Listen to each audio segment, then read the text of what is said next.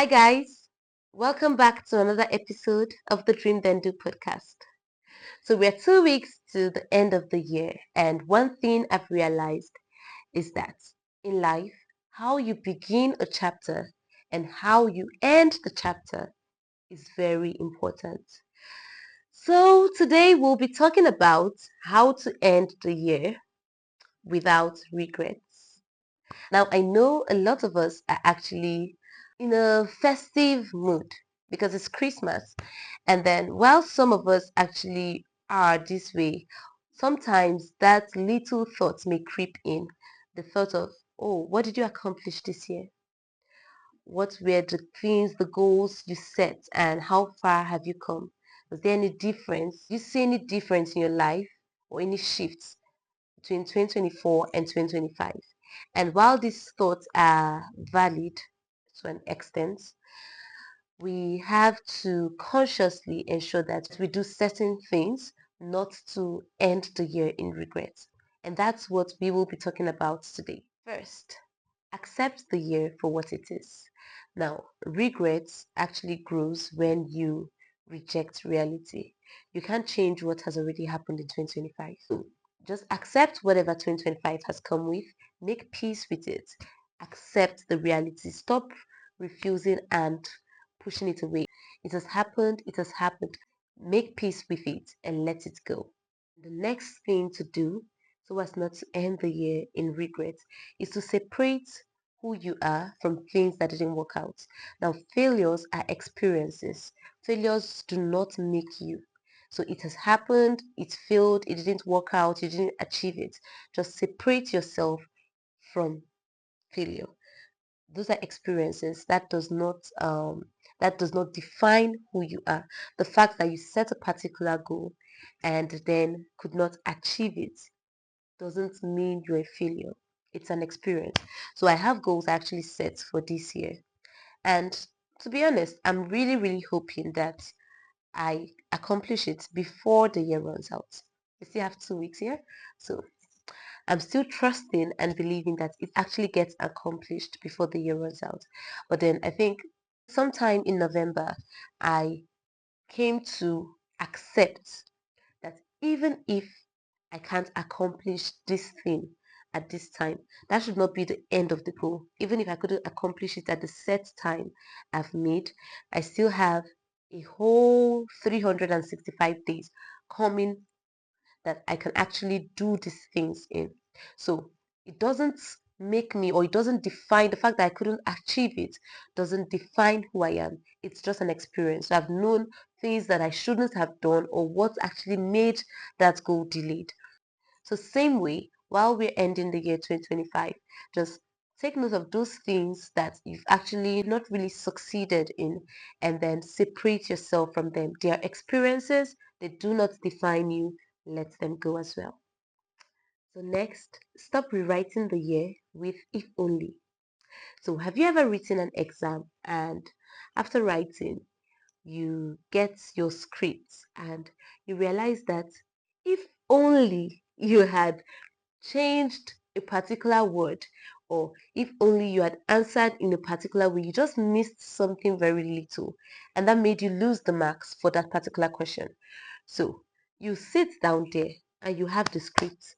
There is no amount of, oh, if only I had done this, that can change the score you have on that script to what you believe you would have gotten if only, I repeat, you had changed the answer to actually what it would be. So in the same way in life, stop rewriting the year with if only. Reflection is actually a very great thing. I believe in reflection. I believe it helps you actually take note of your wins, take note of your losses, and then helps you work towards progress. The same way, in 2025, instead of thinking of if only I had done this and if only I had done this, try to effect those corrections in 2026. So it's just like a script has been handed to you. You have your mark so you can see what you've actually earned from January to December. So just take note of those things that we are not so pleased with. And instead of rewriting, oh, if only I had known, or if only I had done this, or if only I had done this in 2025, effect the correction in 2026. So you do not have to say that. So as much as possible, I say it again. The year has come to an end. It has happened. It has happened. You can't change it. Accept it for what it is. And stop rewriting the year with the if onlys. The next thing you should do so as not to end the year in regret is to acknowledge the wins you've downplayed. So I was studying on gratitude and I realized that there's certain things God had done for me this year that I had commonized. So it just looked, oh, people actually do it every day. So I don't see the big deal in it. I just feel it's normal. And someone who is supposed to have that thing you consider normal doesn't have it. Because this happened to me recently. So there are a lot of things that I had downplayed or have been downplaying in my life. And recently, a friend brought it to my attention. Well, she was not actually talking about me. She was talking about herself and she mentioned something and I just sat back to think. So this particular thing I usually experience is not common to people's stories. So I experience it and I feel, oh, it just happens and I just happen to be liked or something. And it's actually not common. There are people that have never experienced it. So I decided, I wrote it down. I was like, God, please help me not to ever commonize any of your blessings. Don't make me look down on any blessing. So the same way in the year 2025, think about it and think of all the wins you've made. Do not downplay anyone, no matter how little it is. It's actually something. See, there are a lot of people that set those goals that you actually have set and accomplished that didn't accomplish it this year. So as much as possible, take note of every little win in 2025 and celebrate them. Acknowledge it. Be grateful for it. The Igbos have a proverb that if you thank someone for one, then he does another. So be grateful for every little win and just watch how you actually accomplish and achieve those big wins in 2026. So yeah, one way not to end the year in regret in 2025 is acknowledge the little wins. Do not downplay any win. Think of them and acknowledge them. Next way not to end your year in regret is to forgive yourself for things you didn't know then. So we see a lot of people who beat themselves up for their ignorance. Even scripture says it says in the days of ignorance, God overlooks. So there are certain things that may have happened to you and you honestly were not aware. You genuinely did not know. So forgive yourself for it. Don't beat yourself up for it. It has happened. Again, I say it has happened. So forgive yourself for those things that you may not have known then. And now you know better. Now you would do better. Now you will make more informed choices. You would make the right choices. It is not a sin or a crime if you really didn't know. But now you know, so now I believe you can do better. So in 2025, before the year ends, choose to forgive yourself because it's actually a choice, right? So a lot of people go through certain things in life and they let the hurt define how they see the world, which I genuinely believe is very terrible. So you've experienced certain things in life and sometimes you were actually a victim of those things.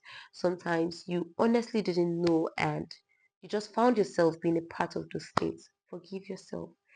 Let the year end on a great note. This is my challenge for you this week. I think next week is Christmas, so this is my challenge for you this week. Yeah, try as much as possible to take note of every win, every success, every dream accomplished, that you have had in 2025. Now, focus on it. I think there's something about meditating on things here. When you meditate on things that actually work, you tend to see other things open up. So don't stay and dwell in depression and feel, oh, I wanted to accomplish this and I didn't accomplish this. No, this week is a week for celebration. So this week, take note of every little, every big win you've had in 2025. Be grateful for them and choose to be grateful. Choose not to end the year in regrets. Thank you so much, guys, for watching this episode. Remember, this is the Dream Then Do podcast. We dream it, we do it, and we become it. Bye.